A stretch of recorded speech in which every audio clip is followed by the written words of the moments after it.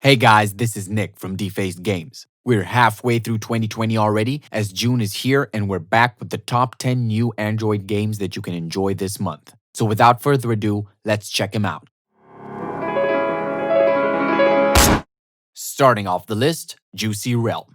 It is a top-down action shooter game with roguelike elements. Here, you're one of the first explorers of a newly discovered plant empire. You must continuously dive deeper and deeper into the enemy's lair, where you fight with bizarre and colorful fruits while retrieving new gear, weapons, and resources to defend yourself and expand your base camp.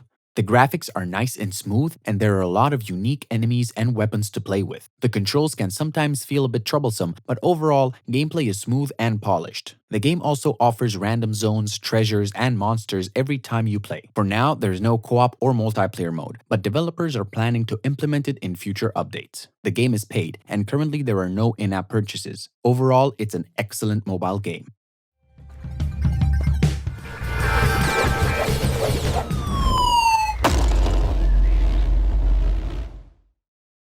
Next, KARTRIDER Rush Plus. It's a free-to-play kart racing game with over 45 racetracks. The game features a variety of gameplay modes like story mode, multiplayer, arcade, time trial, and rank mode. The graphics are great, and there are a lot of different cars that you can customize and play. You can also pay to get better carts, but the game throws so many freebies at you that you can beat pay-to-win carts with skill. The ranking system is also fair, and you can create or join clubs to compete against other clubs. The races are fun, the drifting system is impressive, and controls are easy and smooth. There is a lot of in-game content that sometimes feels a bit complicated. Overall, it is a great game with smooth and polished racing gameplay mechanics.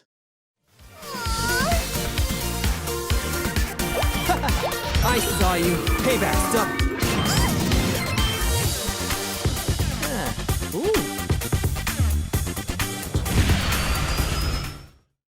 Moving on to Super FOWLST 2.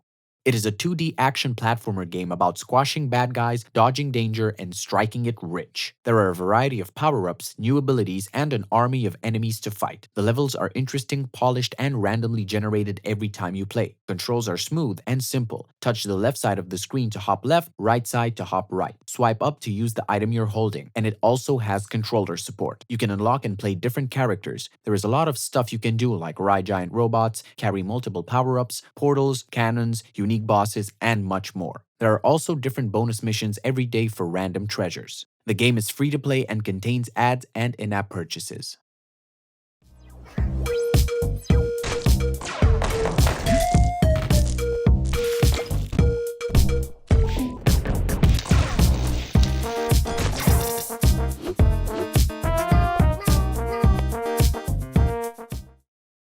Next on the list, Rumble Hockey.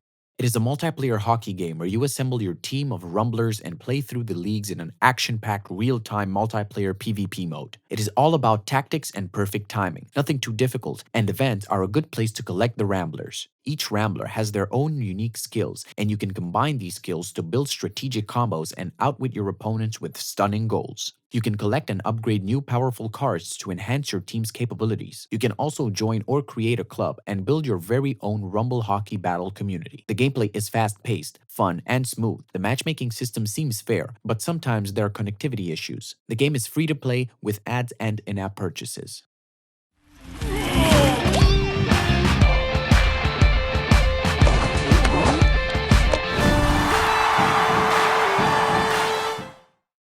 Next, SANDSHIP Crafting Factory. It is a factory simulation and management game set in a post-apocalyptic sci-fi universe. You can design futuristic factories with devices like synthesizers, chemical mixers, and ice guns. Further connect those devices with conveyor belts to craft a wide variety of materials, from copper wires and combustion engines to ancient technologies using the mythical power of the overwhelm. Players can upgrade their SANDSHIP and add bigger factories to get the space you'll need to produce more complex items. You can also trade the incredible stuff you make to earn credits, XP, and get old crates filled with scientific research, which gives your SANDSHIP new abilities and make it stronger. The game is free to play, but in-app purchases are required to get the full experience.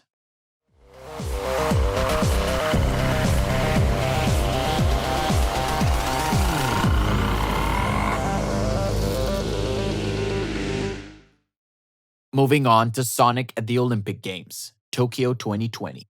It is a mini-game collection themed around Olympic sports and everyone's favorite blue hedgehog. Here you compete in the Olympic Games events, win medals, and challenge bosses while exploring the city of Tokyo. There are around 15 different Olympic Games events to play. These are 100 and 400-meter hurdles, javelin throw, archery, karate, diving, shooting, sports climbing, fencing, trampoline, hammer throw, table tennis, long jump, BMX, and badminton. The events are fun and challenging. Graphics are good, and you can play 3 different characters. Controls are a bit hard to master, but work fine. You can play this game for free through the first 11 levels, but after that, you have to buy to get the full experience. Overall, it's a fun little Olympics game.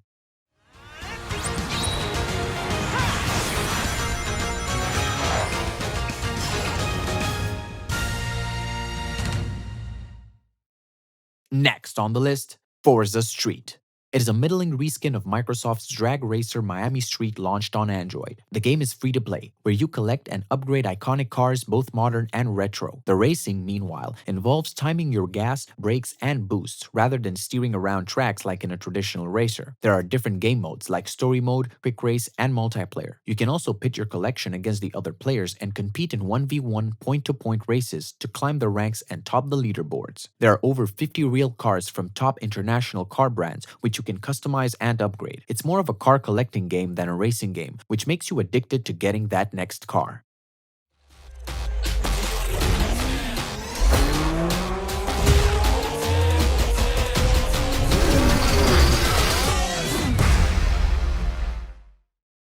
Next, Through the Darkest of Times.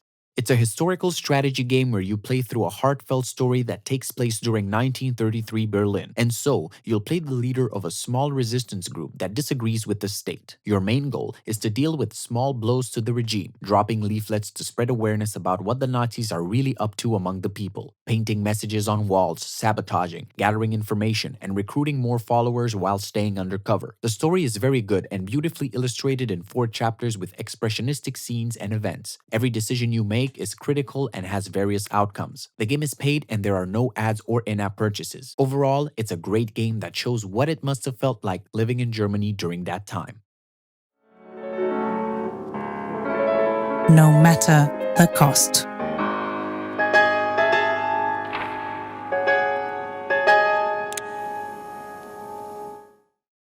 Moving on to Be a Walker. It is an action platformer where you are the pilot of a battle mech and control its legs to walk and smash your enemies. The main mission of the game is to defeat the hostile natives to protect the colony population. You can choose your side and make the decision that suits you best. To be a human, a true son of Earth fighting for the survival of your race and killing whoever stands in his way. Or to be a humanist who's trying to protect the poor natives, victims of the greedy invaders. The game features seamlessly generated worlds and you can upgrade your mech and weapons. The game is good, but the missions feel like too much work compared to the reward, and the controls are awkward. The game is paid, but there is a free demo on the Play Store to get a taste of the game for free.